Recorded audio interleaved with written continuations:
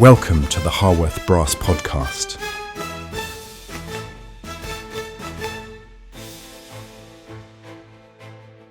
With your host, Pete.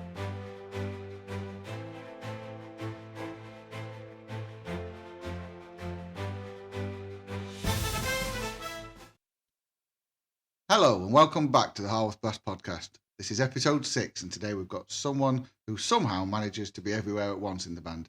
She's officially our second trombone, although due to injury she's currently cheating slightly by playing it on a baritone.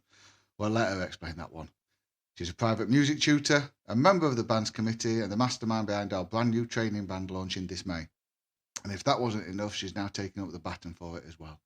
Margaret Rawlings, welcome to the podcast. Thanks, Pete. So, first things first, are you missing the slide or secretly enjoying having valves? I'm enjoying having the valves, but when it comes to using the slide for effects, I miss it. Yeah. Be honest then, how many instruments are you juggling at the moment? Yes, let's just think. So I've got piano, organ, recorder, percussion, all the brass. So 5. Yes, Okay. 5. On a scale of 1 to 10, how strange is it hearing your life summarised like that? 10. 10. Right, let's go out like how it all began then. So let's take it right back. How did music first enter your life? When I was in primary school, I'd never had any music lessons at all, and we were assessed to see how musical we were. And me and my twin sister came bottom in the class, Okay. that having no musical potential at all. Right. And so my mum was horrified Yeah. and got us piano lessons, and the Oh, rest wow. is history. So I'm going to say, was it a gentle nudge from parents and stuff? But Yes, obviously, it was. Yes, taught myself to play recorder. Yeah. And learned to read music because it's logical. Yeah. And so when I started on piano at the age of 10, I could already do treble clef, so I picked that up. And then when I went to secondary school, I started the French horn. So do you remember your very first music lesson? No. No. No. So when obviously it's been a big part of your life, how did you imagine music would become such a big part of your life? Not until it was time for A-levels. When my school, I couldn't do music and maths A-level. And I knew I wanted to teach, but if it's going to be a maths teacher or a music teacher, and I literally, a flip of a coin, went to music.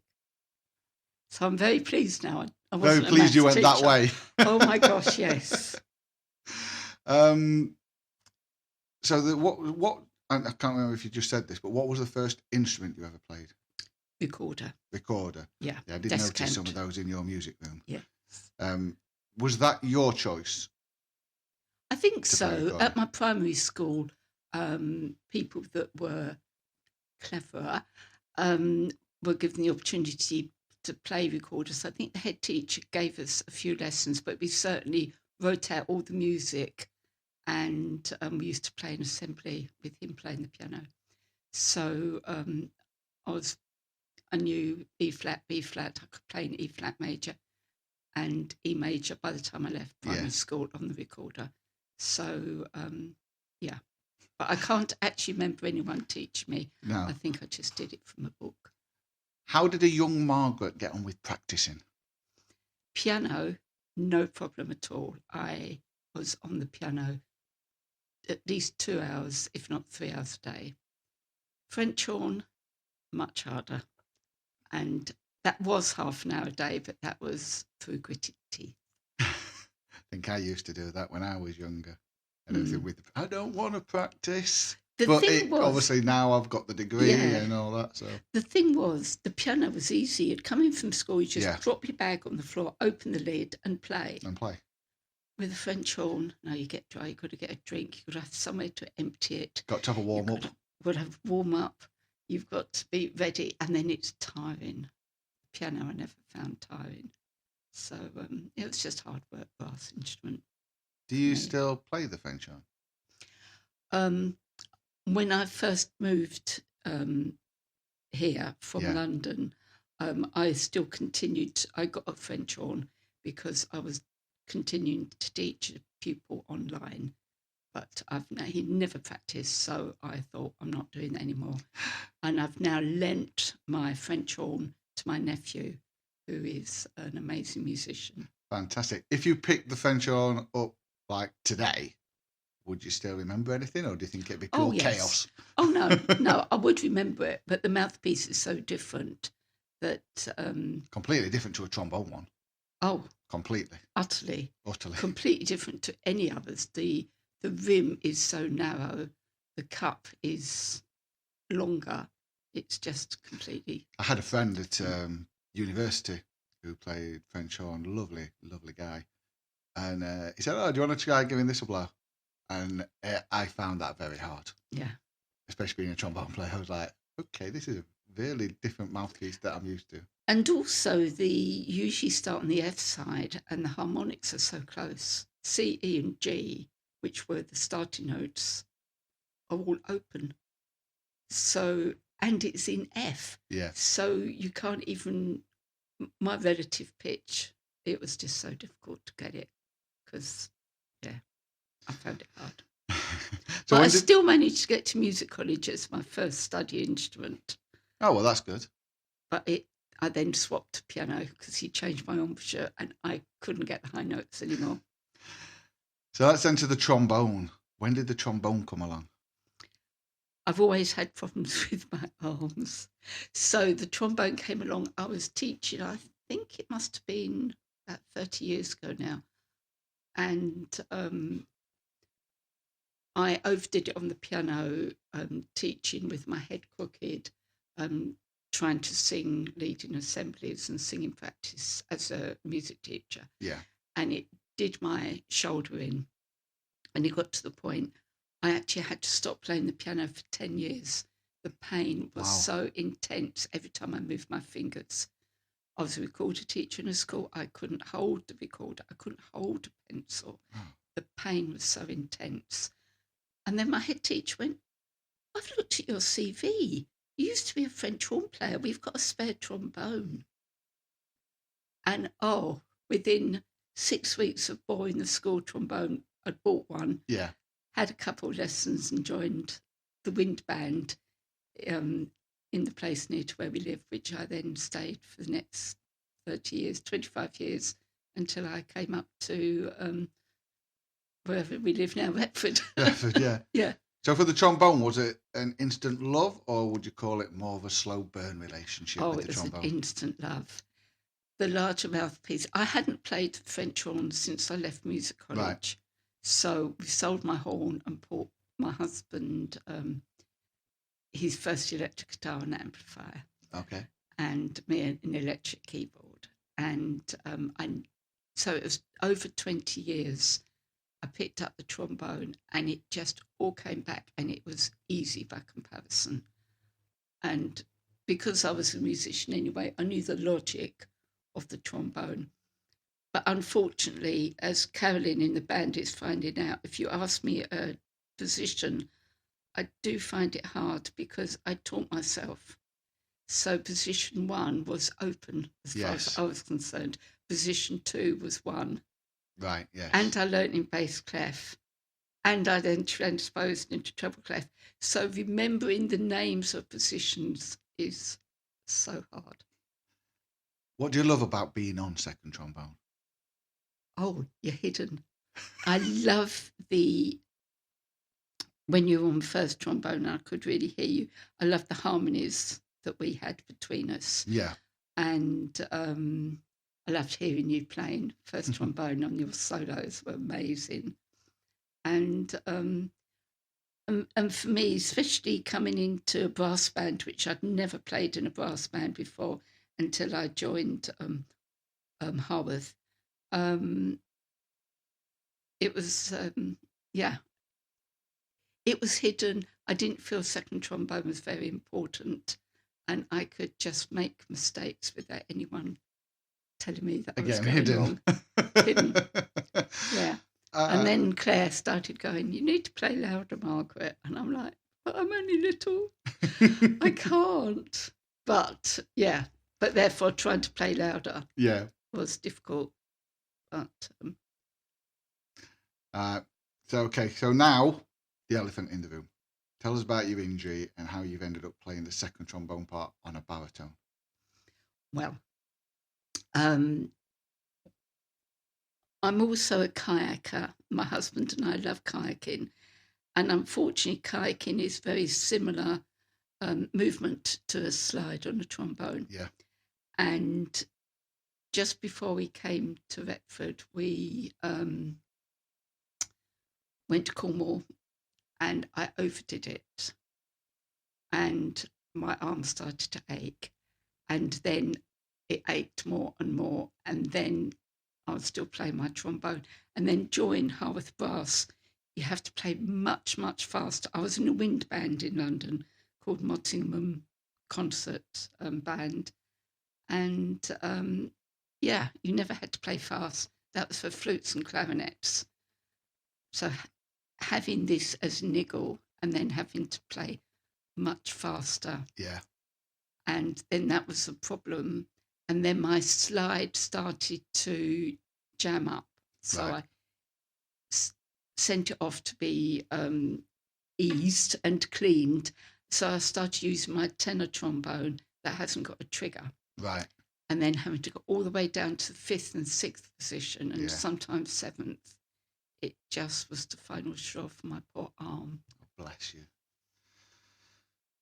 How did you first get involved with Harworth Brass then? We played in my village. So I'm in the village, Sutton Come Lound, and we moved here about 3.5 years ago. And about 3 years ago in the summer at our village hall, which is only about a 3-minute walk from my house, they had an event and the band were playing. So I took lots of videos. Yeah. Went and spoke to Claire afterwards and said, "Do you need a second trombone? Because in fact, you were the only trombone player playing on the day." And I was like, "Yes, they need me." And then I turned up and found you didn't actually. But the rest is history. I stuck around. And, it is. Because I used to play in a swing band in London. I love swing band. And that's why I ended up getting a trombone with a trigger, because I was playing 4th trombone in the swing band and I needed to get down really low. Up to then, I was only using my tenor trombone. And I just really, really, I love swing, as you know. Yeah, I mean, to be fair, I love swing. I love big band music. Yeah. I'll try and dig it out actually for you, and I'll make you a copy. But I've got when I played in the University of Huddersfield big band, and we made a CD, and I've got it at home somewhere. So I'll try and dig it out, and make you a copy. I love swing, and it's brilliant. It was So there was a band in Dulwich that I was asked to go and dep for, and it's called the Fabulous Honeys. Yeah. It was meant to be all women, but then some men sneaked in when we needed to get other people, and then husbands and partners came in. So it ended up 50-50. But our trombone section was, by the time I left, all women, which we felt was pretty good. And a good thing about a trombone as well is it's one of the few that's kind of like a universal instrument, because you can play it in jazz bands, big bands, brass bands, concert bands, orchestras. You know, it's a very universal instrument. That's why I can play in bass clef and treble clef and tenor clef. Yeah. Fortunately, I haven't been asked to play in alto, because I think that would struggle with that until I found the shortcut. But so with Harworth, is there any like concerts or moments that really stand out in the 3 years you've been with the band? Obviously, the big concert we did in the town hall with Richard Marshall. Yeah. Was an amazing concert. But I love playing at Methodist Church in Harworth. We do that yeah. twice a year, and they are so encouraging. And now people recognise me and say, "Hello, nice to see you again." And Yeah, it's nice that feeling, isn't it? Yeah. Because they do recognise and you. then at Christmas, when there was a particular man from the church there that comes to lots of our concerts, and he hadn't got a ticket and he couldn't come. And then I heard a group of the band went to play outside his house. They did, yeah. And I felt really Proud. blessed and proud Yeah. to be part of a band that would do that. So that's my outstanding recent memory that happened. But I got the time wrong, so I didn't actually end up going because I thought it was going to be after. Yeah. But it's before, fortunately. What makes Harworth feel different from other bands you've played with?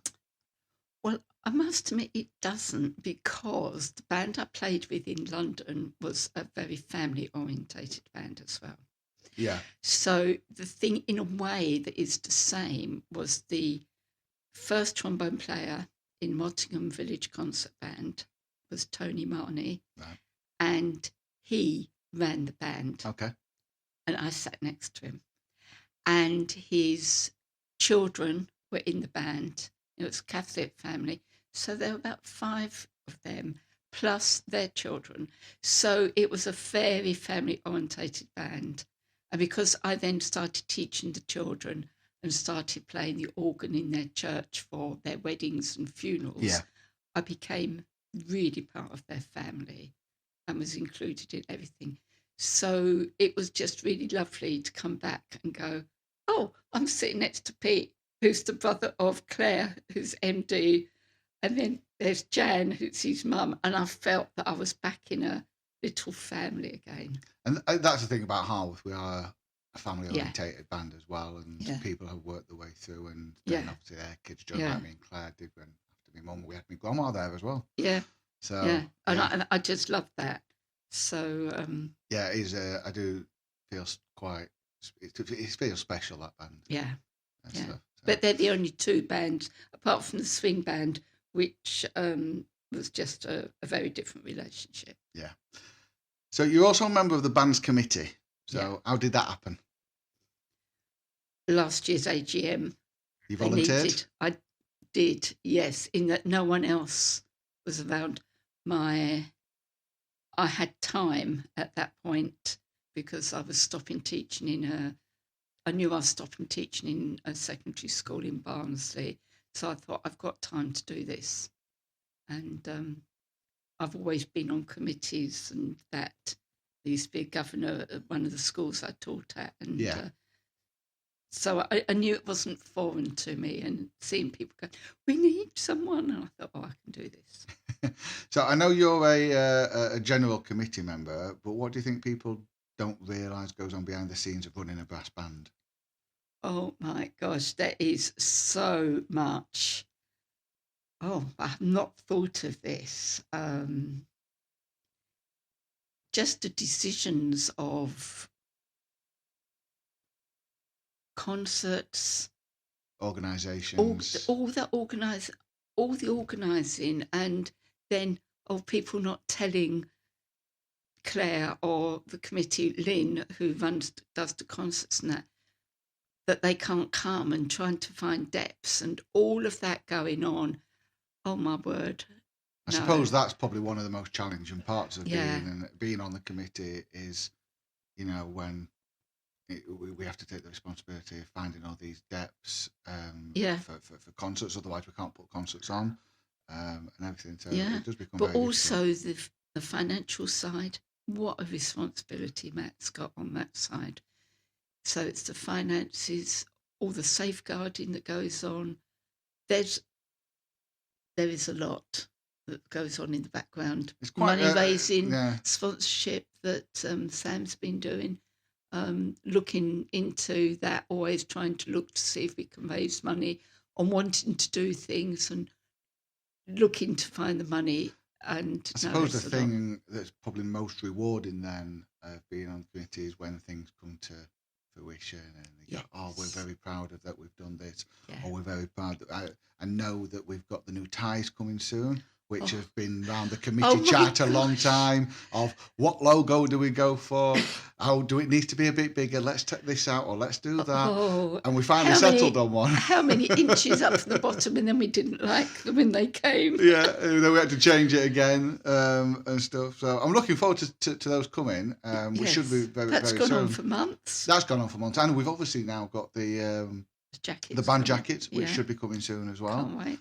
And And then then again, that's another thing to be very proud of, that because when we get them, we'll see the band in, like, for the first time in, I couldn't even tell you how many years, that we'll be able to actually see the band in full uniform, as in proper uniforms, not with Yes. black, some people wearing black jackets. Yeah. No, it's good. It's going to be really lovely. It's going to be lovely to be able to have a uniform that you can actually do up in front of you, and you can get on more easily. Yeah. My jacket is so small, and that's going to be good. Yeah. Has being on the committee changed how you see the band? I suppose because you see things, you see what goes on now behind the scenes. It is, yeah. Any bands I've been in before, they've only been run by the person that leads it, and they've always said what a lot of work it is, but you don't know really what a lot of work it is. I mean, so in the band in Nottingham, Tony used to do, he had his whole loft of his house out. That's where he kept all the music. He would be sorting all the music himself out for concerts and doing all of that. And we just went, yeah, okay. Now we have librarians, which are amazing. We have a room to keep the music in and instruments in. And we have percussion. It's wonderful. But it does mean that, yes, there's a lot of organisation. Yeah. Oh, yeah, trailer as well. Yeah. Oh, yeah, trailer. Yeah, that's a lot of another work thing. goes on to that, what Tim does with us. Yeah. So, yeah, definitely. Yeah. Right, so before we finish part one, we're going to do a quick fire round. So, just basically, as soon as it comes to you. Trombone or baritone?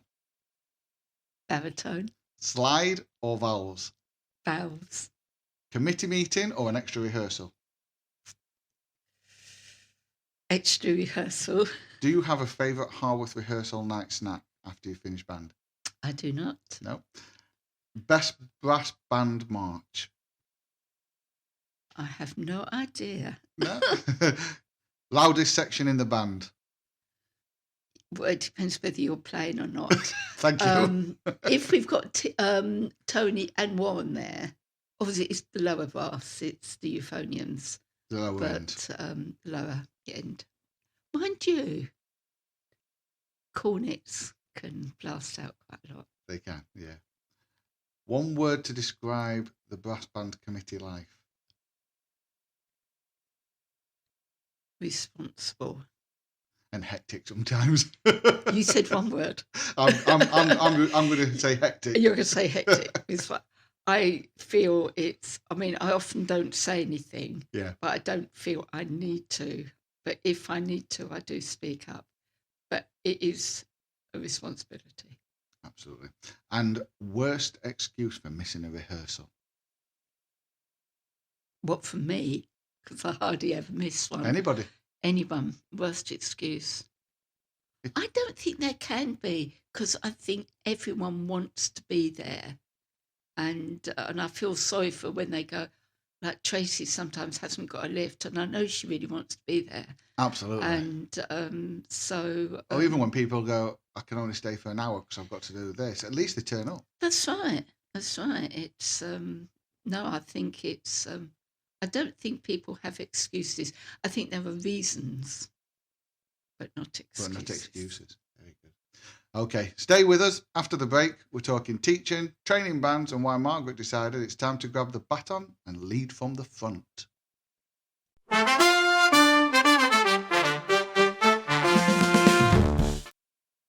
Welcome back to part two. So, welcome back, Margaret. Hi. So, becoming a music tutor, how long have you been a private music tutor now? Well, actually, I started when I was still at school as a Saturday job. I used to charge 25p for half an hour piano lesson. It was a long time ago. What but made it you was decide? cheap. What made you decide to start teaching at such a young age? Then. I was about 14 or 15. People kept asking me.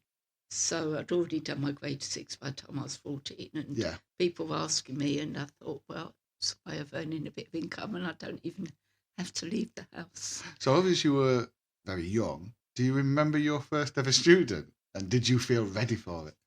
I remember a particular student Yeah. who, looking back, I realised she was super talented, very musical, and was probably a bit of a pianistic genius. She was only 6, and the book I was using at the time, which I don't use anymore, she came back the following week having completed the book herself. Yeah.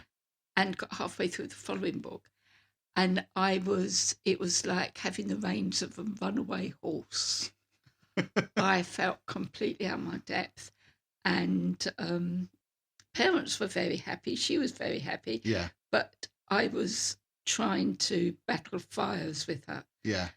And I was very pleased when they moved house to Scotland and I was able to pass on to someone else. Because majority of people, you just plod your way through. But I've never forgotten her. But yeah, but then I started teaching trumpet. Yeah, some friends moved house and found a trumpet in a cupboard and gave it to me. And literally within 2 weeks, I was offered a job with Lewisham Music Service, or it's now called Lewisham Music, to be a trumpet tutor or to be on their brass team. Yeah. And yeah, I would never have thought I could have done that. I was obviously a trombone player. Yeah. But so then I did whole class, mainly trumpet tuition with Lewisham Music from about 2010, because I was a music teacher in 2 schools up to then. But then I decided I didn't want to do that anymore, and really enjoyed doing whole class trumpet. That's good. That's good. What's the most common thing students struggle with then? Is getting the buzz in the first place. Some children manage it so easily, and others really, really struggle to make a proper sound on their instrument, whatever brass instrument it is. But fortunately, I would teach 30 children at a time, but the class teacher had to be in with me, or the classroom assistant. Yeah. They used to pick it up. Eventually, they were usually the slowest at the beginning, which was great for the kids, because I used to have to give the teachers a lot of help. Yeah. And also tell the teachers not to keep talking. And so they then started taking children out and helping them, getting the mouthpiece on the lips properly and trying to get the embouchure right. What's the most rewarding moment as a tutor then? Okay. When it finally clicks, or? Yeah, Seeing it's them the progress. end of the first year. Yeah.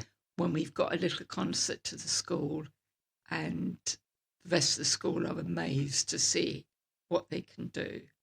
And it's that excitement of the children really looking forward to being able to show people what they can do. Yeah. What's better then, teaching beginners or more advanced players?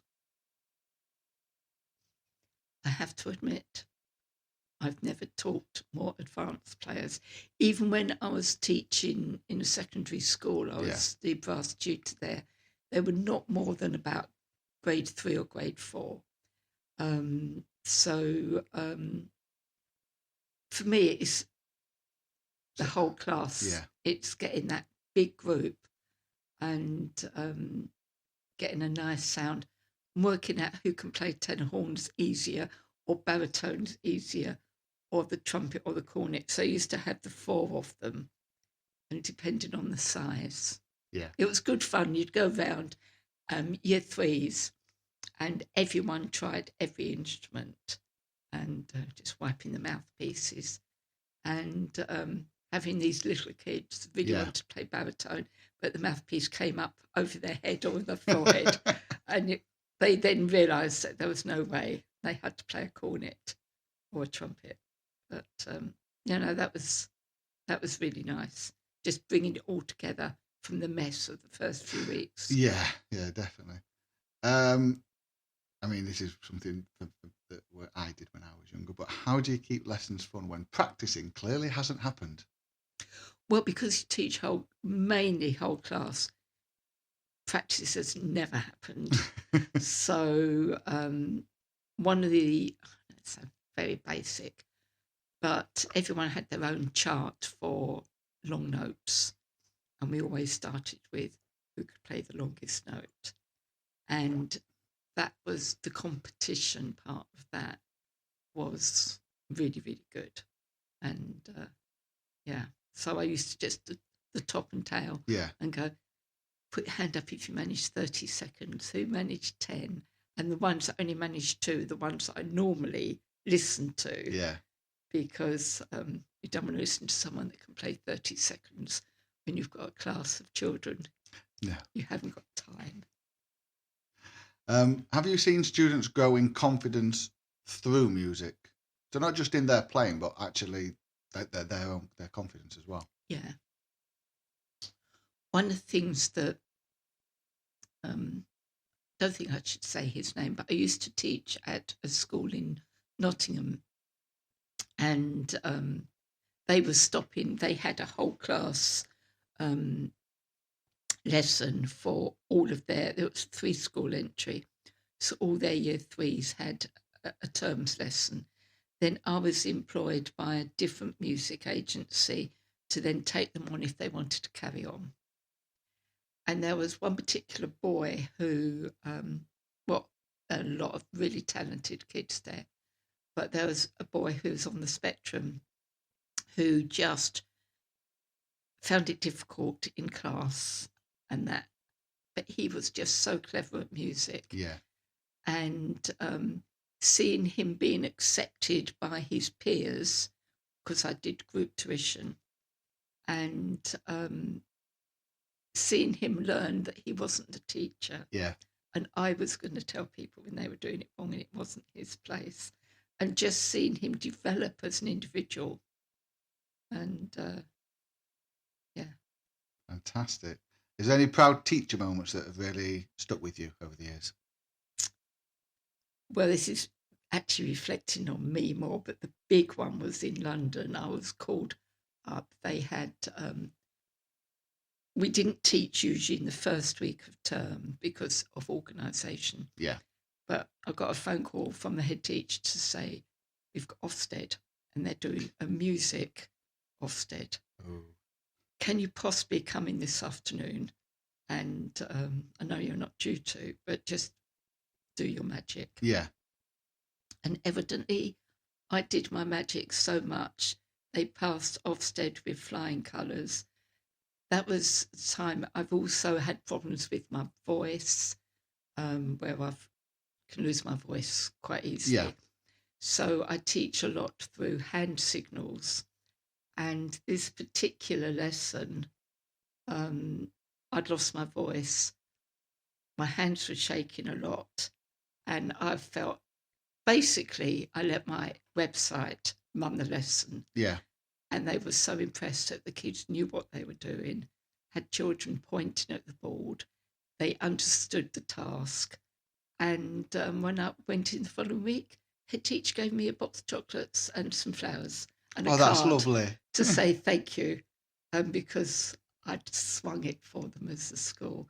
And that has never left me. Oh, brilliant. Because it really was a little bit of I wasn't well and I hadn't prepared. Yeah, so to succeed at it and then get that recognition. Because it showed that the history was there and Yeah. the kids knew what they were doing and they'd reached it wasn't dependent on me being the whiz teacher. It was dependent on me having taught them in the past that they were able to succeed in the lesson. And that was lovely. Fantastic.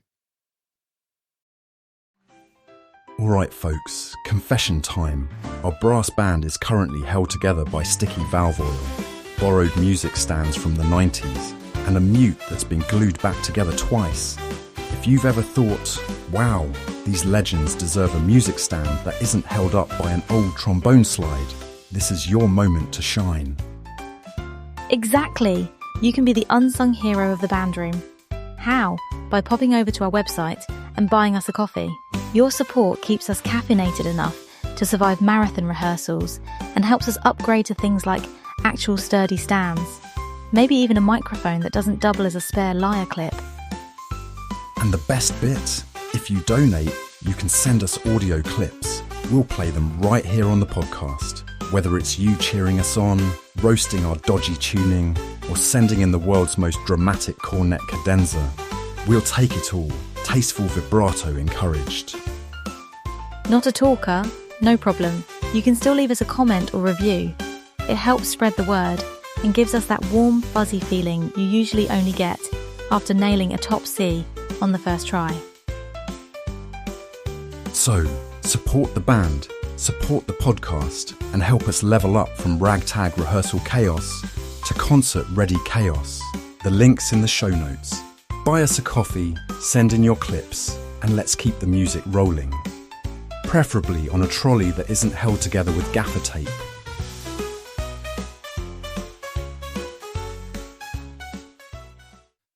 Let's talk about the new Harworth training band started this May. So where did that idea come from? Well, since I've been up in Nottingham, I haven't been doing that, and I've really, really missed the beginners. Yeah. So I've been wondering about mentioning it for ages, and then I think it was any other business, one committee meeting, I tentatively went, I'm really missing doing this. Have we ever thought about doing a training band? I think it was the last committee meeting we had before the Christmas.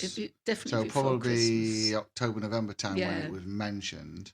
And I just sort of mentioned it, and you just ran with it and went, yes, yes. So I'm really, really looking forward to it. It won't all be beginners because we've got people like Harrison who's playing really rather well now, and other people that will be coming, which will be lovely. But hopefully we'll get some complete beginners as well. Yeah, I'm going to say what sort of players is it aimed at, but like you say, it's going to be aimed at anything from beginners. It could be people who've, who used to play but haven't picked it up in, 10 years and go, well, I don't want to be thrown into that senior band. Can I come into the training band first? And then they can work their way up through the training band up to the senior band. Get their confidence. And get their confidence. Get to know people. And of course, if people can already play, it gives the confidence to the people that are not, I use the word experience, people that are not experienced about playing will be helped by hearing people that are more experienced and playing alongside them. And no, it absolutely. will just raise that confidence level. I mean, hopefully anybody who's listening to this think to themselves, oh, well, I've got kids or something who want to play and they want to join. Obviously, they can contact us. It's all over social media now as well. There'll be more posts coming out on that to try and promote it more as well. Because it's quite interesting that our Facebook page now has, over 1,000 followers. Oh, right. I've not actually looked at our Facebook Yeah, we've got page. over 1,000 followers on our Facebook page now. Our Instagram page is still in its infancy because that only got created probably back into last year. Yeah. But on Facebook, we've got over 1,000 followers, and that's still growing and everything. And I'm trying to make it so people can see more content as well. And this is one of the things that we'll promote quite heavily to see how that first rehearsal goes and who turns up. Yeah. How are people, I mean, obviously you'll hear about it through this, but are we going to have a somewhere to click to say to join or to show interest? So I've actually already put out it's on our Facebook page actually as well. And I'll put it out again. But what I've put out is you can click on the link to register your interest. So it'll say, what's your name? Or whose name is it? Is this a parent or guardian who's actually filling it out? what instrument, what level are you currently at, can you attend a rehearsal, which will probably be on a Thursday, an hour before the senior band's rehearsal. A few other questions in there as well. So there is something actually out there already. Oh, right. It's a Google Forms one. Right. So they just click on it, and then I'll be able to see the responses when they come through. Last time I checked, but it was a while ago, there wasn't any responses. Yeah. But I will put another post out fairly soon, just to promote it again. And then if you've will there be a link? Will there be somewhere on our website that can talk about the band, and you can click to show your interest? I am looking at creating just another page on our website. So obviously at the top where it's got the pages, there'll be one that'll say training band. Lovely. I am in the midst of trying to put something together for it, but I will put the register your interest form in there as well for people to actually register. So I think the more places people can access it. Yeah, because not everybody is on Facebook. We know that. Not everybody's on social media. So by putting it on our website, that's another avenue that, yes, 100% we can definitely go down. And I am looking at adding just a page purely for the training band. Yeah. So that will be added soon. Lovely. When I get round to it. So I'm just thinking, what can new members expect from those first rehearsals, do you think? Well, again, it depends on who comes. Allocation of instruments, if you haven't got an instrument, working out that. But I think just that whole thing of just learning to stop and start together, tongue together, and it's got to be winging it to a certain extent because we don't know who's coming. No, we don't. What the standard is. Once you've had those first couple of rehearsals, you know who's coming, then you could probably start organising it better, should we say? Yes. You need to respond to what you've got. But I'm quite hot on improvisation just because I never was given a chance to do that. And there are certain people that just hate reading music but love to improvise. Yes. And it gives them more confidence. And the rest of the band can be just going over a 2-chord progression or a 3-chord progression, and other people can improvise over the top. So I did a lot of this before, and it's amazing how some people who you just don't think have got it at all suddenly like, I can do this because I'm freed from the dots, but I can actually internalise it. So that will happen as well. A little bit. Yeah. But don't get put off if you're scared of that, because you don't have to do it. No, definitely not. Why is a training band so important then for the future of brass banding? Oh, you've got to get them young.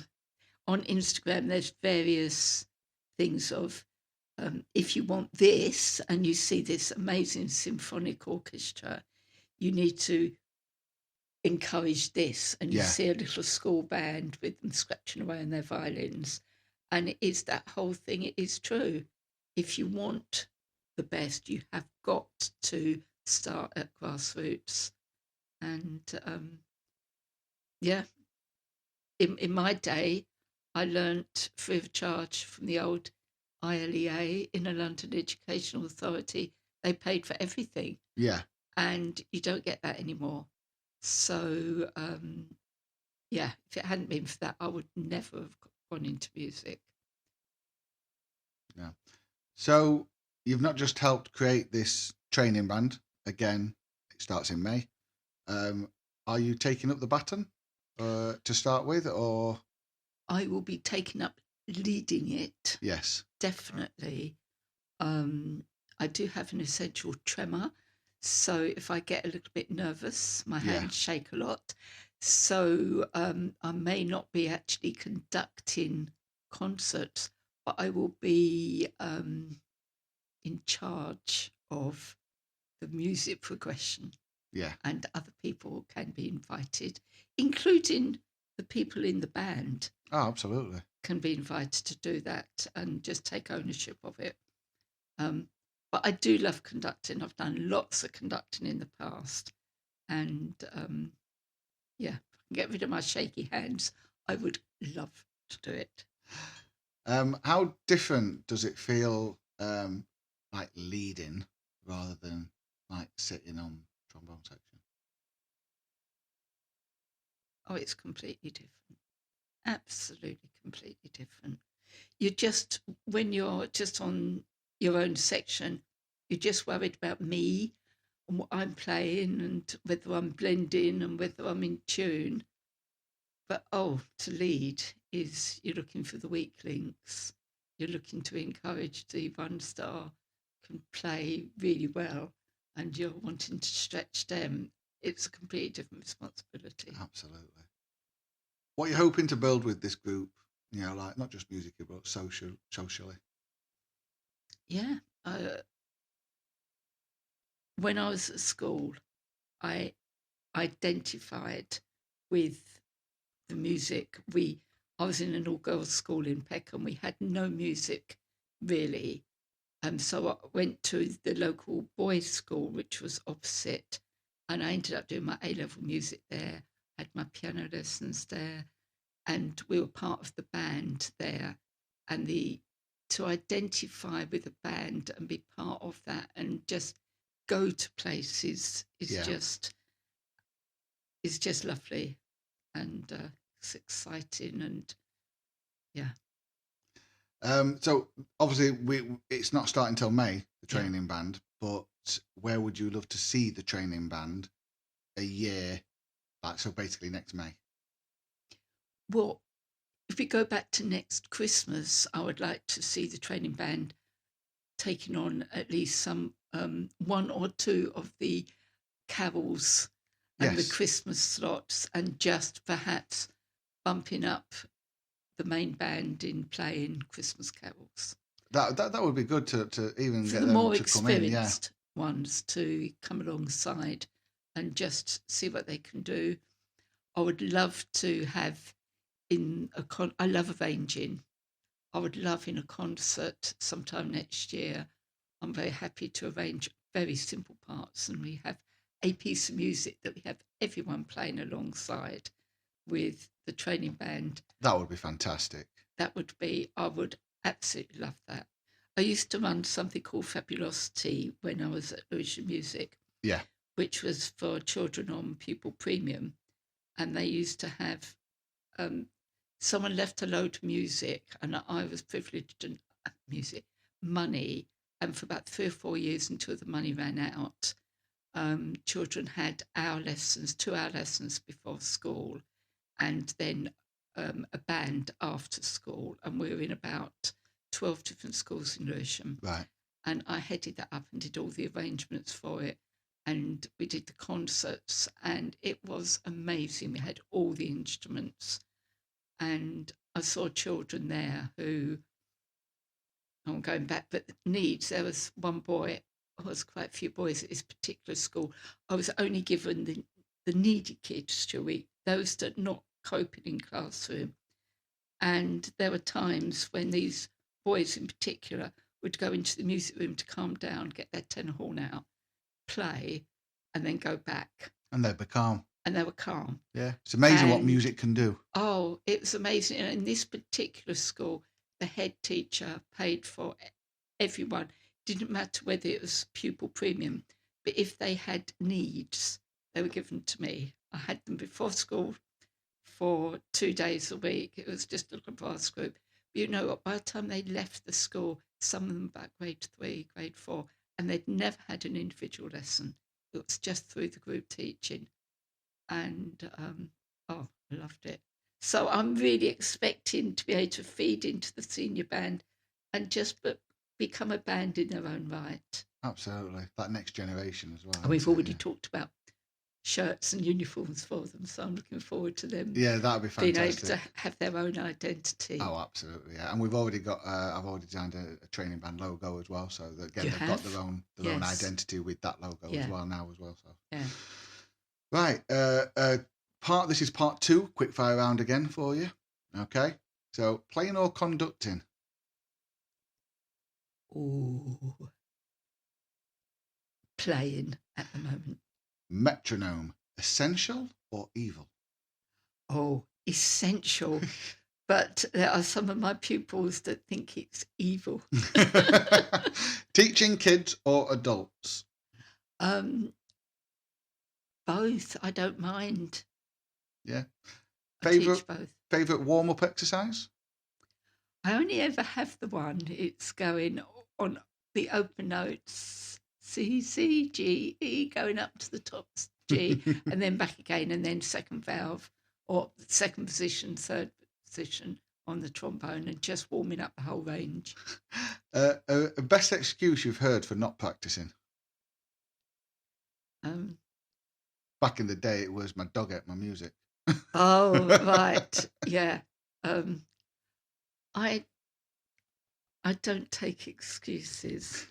So I'd only ever go, you just tell me straight you've not practiced. I'm not interested in the reason. I just want to know at the beginning of the lesson, if you practiced, I can then hear and move you on. If you've not practiced, I'm going to automatically, right from the beginning of the lesson, go back and revise.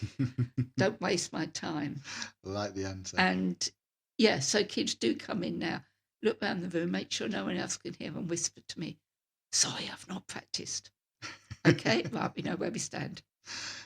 Dream brass band venue? I've only ever played with Harworth Brass. So any venue you'd like the band to play at that we've not played at previously? I don't know at this end of the country. It doesn't have to be this end of the country. It could be anywhere. Well, London, obviously, Royal Albert Hall or Royal Festival. There you go. I mean, that would be fantastic for the band to play. Lovely, lovely, lovely venue. If you weren't involved in music at all, what would you be doing? Oh my gosh, I dread to think. I love art. I suppose I would be doing more artwork. I've got all the materials. I love watercolours. Yeah. But I just don't have the time to do it. No worries. Couple of wrap-up questions now. What advice would you give to someone thinking about joining a brass band? Just try it. Just do it. Just come along and try it. Fantastic. What would you say to parents unsure about music lessons? Again, try it. Your teacher will tell you if there's any hope, but you will soon know whether your child is interested or not. But you do it, it just aids confidence, it aids thinking. There's a lot of research that says that music, learning an instrument and learning to read music, or even improvising, it does something different to the brain. There's more connections made. So options, it's good. And what are you most excited about for Harworth Brass in the coming months? Obviously the training band, but we've got this massive concert coming up in April, the film one, which doesn't give me excitement, it gives me terror, because we've got so much to do. We do. I mean, if anybody's listening out there, when we need to deck the hall out as well, we need to decorate it as well. And anyone who's got a projector, we could do with one of those as well. Yes. So there's a lot of work going into this this concert in April. Not just with regards to we need to decorate it and make it, look good for everybody to come. But I mean, the hall takes 120 people. Yeah. So tickets are obviously on sale at our website. But then we've got new music in the band that we are going through at the moment, which some of them are very challenging. 3 years, and I think this is we've got the most challenging music that I've played. So fast. Oh my word. Yeah, I mean, some of them, to be fair, even the slower ones that we're playing, it's, as you know, being a music teacher as well, what makes a piece of music is dynamics. Yeah. And when you're playing something that's It's quite quiet, and it doesn't matter what we say, like Schindler's List that we're playing. So hard. But it's got so many dynamics. It's got those nice little crescendo over a bar, and then a diminuendo straight away. And if you don't put it in, it's nothing. It's nothing, and that's what makes music. That's what made Schindler's List a good film. The music behind it. Yeah. And I'm a big film buff, so So you know. I can't watch a film without listening to the music. Yeah. Because it's the music that makes the film. I know people don't like, certain people don't like backdraft music. But if you've ever watched the movie, that makes the movie. The music makes the movie, as well as the fantastic acting. But that's what makes movies. Music. Yeah. It's at the heart of it. Oh, indeed. So, but no, I'm very much looking forward to the film concert as well. Yeah. In April, and again, tickets are on sale now on our website. So, Margaret, thank you so much for joining us. It's been brilliant hearing your story and getting a sneak peek into what's coming next for Harworth Brass. To everyone listening, thank you for tuning in to episode 6 of the Harworth Brass podcast. Don't forget, our new training band launches this May, so keep an eye on our socials if you or someone you know wants to get involved. Until next time, keep blowing, keep practicing, and try not to injure your trombone arm.